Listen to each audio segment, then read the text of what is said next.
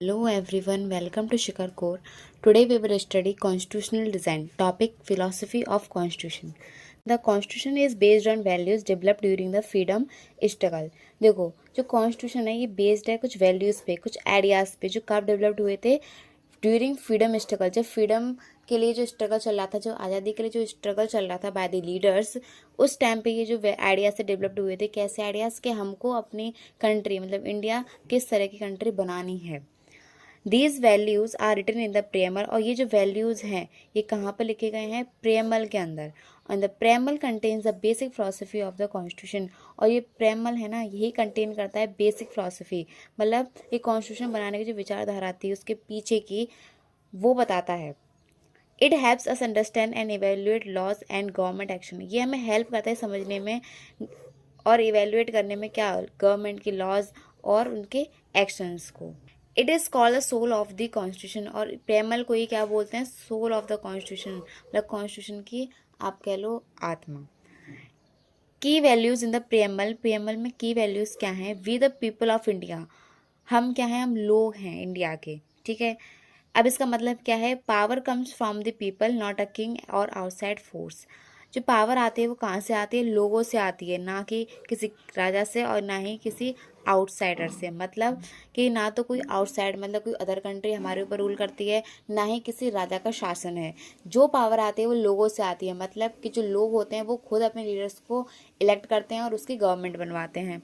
Citizen are the real rulers, और यहाँ पे क्या बोला गया है कि जो सिटीजन्स होते हैं यही रियल रूलर्स होते हैं। Meaning India is ruled by it's people, इसका मतलब ये है कि जो इंडिया रूल होती है वो बाय इट्स पीपल रूल होती है, मतलब इंडिया के ही लोगों के द्वारा रूल होती है, कोई भी इस पर एक्सटर्नल रूल नहीं करता है।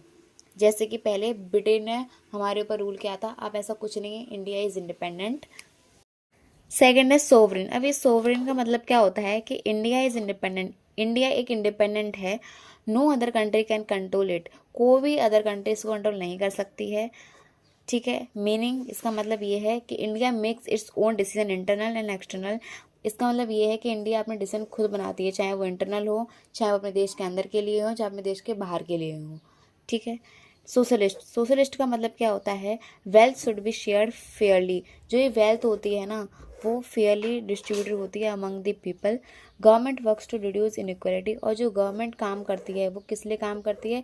रिड्यूस इनइक्वालिटी, मतलब जो भी डिस्क्रिमिनेशन है और जो इनइक्वालिटी होती है लोगों के साथ उसको कम करने के लिए गवर्नमेंट काम करती है।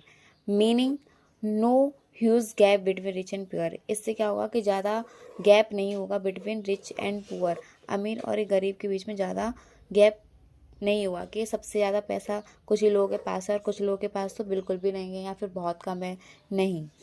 सेक्युलर, सेक्युलर का मतलब क्या होता है? ऑल रिलीजन आर इक्वल, सारे जो भी रिलीजन है ना सब इक्वल हैं।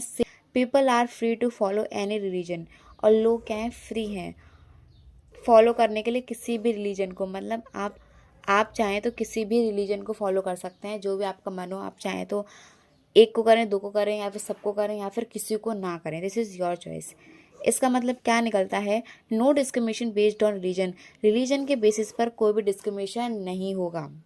डेमोक्रेटिक, अभी डेमोक्रेटिक का मतलब क्या है? देखो, पीपल इलेक्ट देयर लीडर्स, लोग जो है ना अपने लीडर्स को खुद इलेक्ट करते हैं बाय द वोटिंग, ये हमने बहुत अच्छे से डिटेल में पढ़ा है।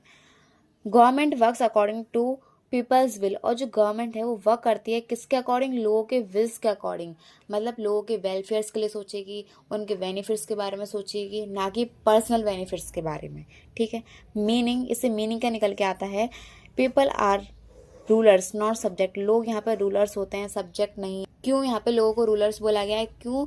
क्योंकि ये अपने लीडर्स को खुद चूज करते हैं, ठीक है। हम देखते हैं रिपब्लिक, रिपब्लिक का मतलब क्या होता है? Head of the state is elect not hereditary, जो हेड ऑफ द स्टेट होता है मतलब जैसे कि प्रेसिडेंट, वो इलेक्टेड होते हैं by the member of parliaments, not hereditary, वो हेरिडिटरी नहीं होते, मतलब वो ऐसा नहीं है कि पहले उनके पिताजी थे, फिर उनके आने के बाद उनका बेटा बन गया, फिर उनका उनका बेटा बन गया, फिर उनकी लड़की बन गई, ऐसा नहीं होगा। ये इलेक्टेड होते हैं, हेरिडिटरी नहीं है, मतलब कि यहाँ पे no king no queen system, यहाँ पे राजा रानी का कोई भी सिस्टम नहीं है, okay. Goal of the constitution, अब यहाँ पे कॉन्स्टिट्यूशन के गोल क्या क्या है? सबसे पहला है जस्टिस, जस्टिस का मतलब क्या होता है? सोशल, इकोनॉमिक, पॉलिटिकल जस्टिस, मतलब सोशली यहाँ पे जस्टिस होनी चाहिए, सोशल लेवल पे कोई भी डिस्क्रिमिनेशन नहीं होना चाहिए ऑन द बेसिस ऑफ आपके जैसे कास्ट के बेसिस पर लोग डिस्क्रिमिनेशन करते हैं, ऐसा नहीं होना चाहिए।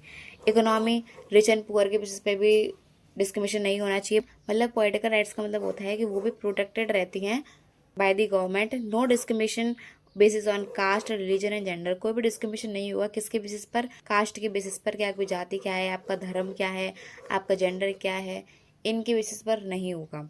गोल क्या है, फेयर ट्रीटमेंट फॉर ऑल, सबको एक समान ट्रीटमेंट देना चाहिए, ठीक है। लिबर्टी, लिबर्टी का मतलब होता है फ्रीडम, आज़ादी।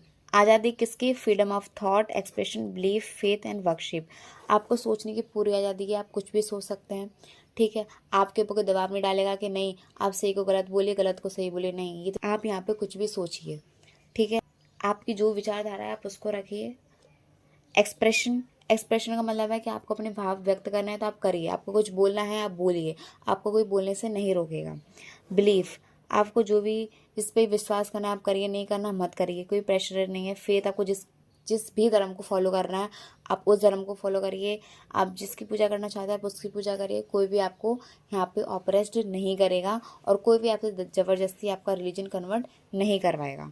गोल क्या है, freedom is thinking and living, मतलब आपको सोचने की पूरी फ्रीडम है, आज़ादी है, और रहने की भी पूरी आज़ादी है। आप कहीं पर भी रहिए, कहीं पर भी घूमिए, कहीं पर भी घर लीजिए, कहीं पर भी बनाइए, this is your freedom. Equality, अब देखिए equal status and equal opportunities.